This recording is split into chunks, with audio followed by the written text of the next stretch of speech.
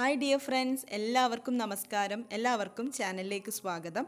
ഇന്ന് നമുക്ക് നുറുക്ക് ഗോതമ്പ് വെച്ചിട്ട് നല്ല സോഫ്റ്റ് ആയിട്ടുള്ള പഞ്ഞി പോലെയുള്ള ഒരു അപ്പം തയ്യാറാക്കാം. കലത്തപ്പത്തിൻ്റെ ഒക്കെ അതേ ഒരു ടേസ്റ്റ് തന്നെയാണ്. വളരെ ഹെൽത്തി ആയിട്ടുള്ള ടേസ്റ്റി ആയിട്ടുള്ള ഒരു റെസിപ്പിയാണ്. പിന്നെ നുറുക്ക് ഗോതമ്പ് വെച്ചിട്ട് നമ്മുടെ ചാനലിൽ അപ്ലോഡ് ചെയ്തിട്ടുള്ള മറ്റുള്ള റെസിപ്പീസൊക്കെ കാണുക, ട്രൈ ചെയ്ത് നോക്കുക. ഈ വീഡിയോ കണ്ടിട്ട് ഇഷ്ടപ്പെടുകയാണെങ്കിൽ ലൈക്ക് ചെയ്യുക, ഷെയർ ചെയ്യുക. പിന്നെ ചാനൽ ഇതുവരെ സബ്സ്ക്രൈബ് ചെയ്തിട്ടില്ലെങ്കിൽ ചാനൽ ഒന്ന് സബ്സ്ക്രൈബ് ചെയ്യാനും മറക്കരുത്. അപ്പോൾ നമുക്ക് വീഡിയോയിലേക്ക് കടക്കാം. ഞാനിവിടെ 1 കപ്പ് നുറുക്ക് ഗോതമ്പ് എടുത്തിട്ട് കുതിർത്ത് വെച്ചിട്ടുണ്ട്. അരമണിക്കൂർ മുതൽ 1 മണിക്കൂർ വരെയൊക്കെ കുതിർത്ത് വെക്കാം.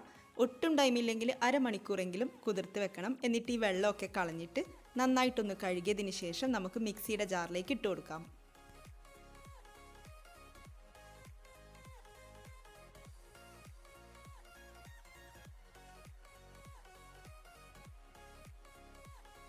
ഇതിലേക്ക് 2 ഏലക്കായ ചേർത്ത് കൊടുക്കാം. പിന്നെ ആവശ്യത്തിന് വെള്ളം കൂടി ഒഴിച്ചിട്ട് നന്നായിട്ട് അരച്ചെടുത്തുകൊണ്ട് വരാം. ഞാനിവിടെ 1/2 കപ്പ് വെള്ളം ചേർത്ത് കൊടുക്കുന്നുണ്ട്. നന്നായിട്ട് അരച്ചെടുത്തുകൊണ്ട് വന്നിട്ടുണ്ട്. ഇവിടെ ഞാനൊരു ബൗളിലേക്ക് 1/2 കപ്പ് അരിപ്പൊടി ചേർത്തിട്ടുണ്ട്. ഞാൻ പത്തിരിപ്പൊടിയാണ് എടുത്തിട്ടുള്ളത്. അപ്പോൾ അരിപ്പൊടിയിലേക്ക് ഈ നുറുക്ക് ഗോതമ്പ് പേസ്റ്റ് ചേർത്തിട്ട് നന്നായിട്ടൊന്ന് മിക്സ് ചെയ്യാം.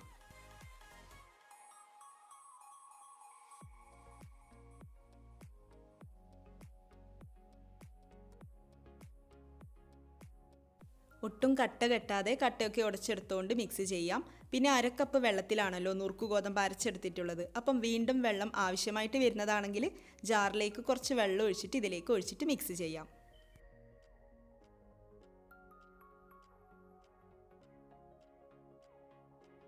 നുറുക്ക് ഗോതമ്പും അരിപ്പൊടിയും അങ്ങനെ മിക്സ് ചെയ്തെടുത്തിട്ടുണ്ട്. ഇനി നമുക്കിതിലേക്ക് വെള്ളം ചേർത്ത് കൊടുക്കണം. ഞാനിവിടെ 3 വലിയ കഷ്ണം വെള്ളം 1/2 കപ്പ് വെള്ളം ചേർത്തിട്ട് ഉരുക്കിയെടുത്തതാണ്. ഉരുക്കിയിട്ട് അരിച്ചെടുത്തതാണ്. അത് നമുക്കിനി ഇതിലേക്ക് ചേർത്ത് കൊടുക്കാം. എന്നിട്ട് വീണ്ടും മിക്സ് ചെയ്ത് കൊടുക്കാം.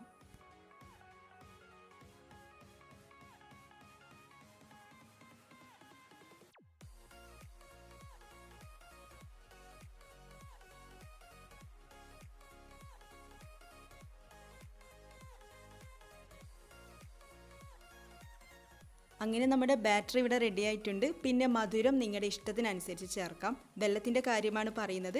അളവ് കൂട്ടുകയോ കുറക്കുകയോ ചെയ്യാം. ഒക്കെ നിങ്ങളുടെ ഇഷ്ടം പോലെ ചെയ്യാം. ഇനി നമുക്കിതങ്ങ് മാറ്റി വെക്കാം. എന്നിട്ട് അടി കട്ടിയുള്ള ഒരു പാത്രം എടുക്കാം. അതിലേക്ക് വെളിച്ചെണ്ണ ചേർത്ത് കൊടുക്കാം. 3 ടേബിൾ സ്പൂൺ വെളിച്ചെണ്ണ ചേർത്ത് കൊടുക്കാം. വെളിച്ചെണ്ണ ചേർക്കുമ്പോഴാണ് നല്ലൊരു ഫ്ലേവർ കിട്ടുന്നത്. ഇനി നമുക്കിതിലേക്ക് തേങ്ങ കൊത്ത് ചേർത്ത് കൊടുക്കാം. 2-3 ടേബിൾ സ്പൂൺ തേങ്ങ ചെറുതായിട്ട് കട്ട് ചെയ്ത് നമുക്കിതിലേക്ക് ചേർത്തിട്ടൊന്ന് റോസ്റ്റ് ചെയ്തെടുക്കാം.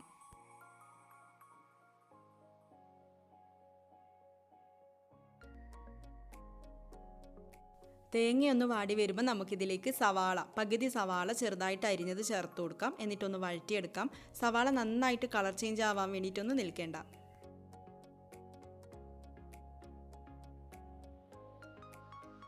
ഇതിവിടെ റെഡി ആയിട്ടുണ്ട്. ഇനി നമുക്ക് ബാറ്റർ ഇതിലേക്ക് ഒഴിക്കാം. അതിന് മുന്നേ ഒരു കാര്യം ചെയ്യാനുണ്ട്. നമ്മൾ തയ്യാറാക്കി വെച്ചിരിക്കുന്ന ബാറ്ററിലേക്ക് ബേക്കിംഗ് സോഡ ചേർത്ത് കൊടുക്കാം.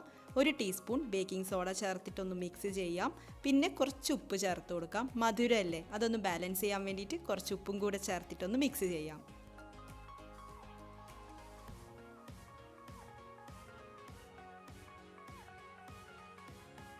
ഇനി നമുക്ക് ബാറ്റർ ഒഴിച്ചു കൊടുക്കാം. പിന്നെ കുറച്ച് തേങ്ങയും സവാളയൊക്കെ ഫ്രൈ ചെയ്തെടുത്തത് മാറ്റി വെച്ചിട്ടുണ്ടായിരുന്നു. അത് നമുക്കിതിൻ്റെ മുകളിലായിട്ട് ചേർത്ത് കൊടുക്കാം. കുറച്ച് എള്ളും കൂടെ ചേർത്ത് കൊടുക്കുന്നുണ്ട്. എള്ള് ഓപ്ഷണലാണ്, കയ്യിലില്ലെങ്കിലും കുഴപ്പമൊന്നുമില്ല. എന്നിട്ട് നമുക്കിത് അടച്ചു വെക്കണം. ലോ ടു മീഡിയം ഫ്ലെയിമിൽ 20 മിനിറ്റൊക്കെ ഇതൊന്ന് അടച്ചു വെക്കാം.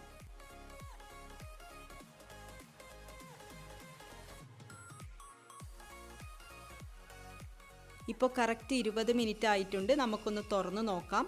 അപ്പോൾ ദേ അടിപൊളിയായിട്ട് റെഡിയായി വന്നിട്ടുണ്ട്. കാണാലോ അല്ലേ? 15 മിനിറ്റ് മുതൽ 25 മിനിറ്റിനുള്ളിൽ എന്തായാലും റെഡിയായി കിട്ടും. എല്ലാവർക്കും ഒരുപോലെ ആവണമെന്നില്ല ടൈം. പക്ഷേങ്കിൽ 25 മിനിറ്റിനുള്ളിൽ സംഭവം എന്തായാലും റെഡിയായിട്ട് വരും. ഒരു ടൂത്ത് പിക്ക് വെച്ചിട്ടൊന്ന് ചെക്ക് ചെയ്യാം. ക്ലീനായി വന്നിട്ടുണ്ട്. അപ്പോൾ ഇതിവിടെ റെഡി ആയിട്ടുണ്ട്. എല്ലാവരും ഒന്ന് ട്രൈ ചെയ്ത് നോക്കണേ. വളരെ ഹെൽത്തി ആയിട്ടുള്ള ഒരു റെസിപ്പിയാണ്. അപ്പോൾ ട്രൈ ചെയ്ത് നോക്കുക. നിങ്ങളുടെ അഭിപ്രായം കമൻസിലൂടെ അറിയിക്കുക. നമുക്ക് അടുത്ത വീഡിയോയിൽ കാണാം. താങ്ക്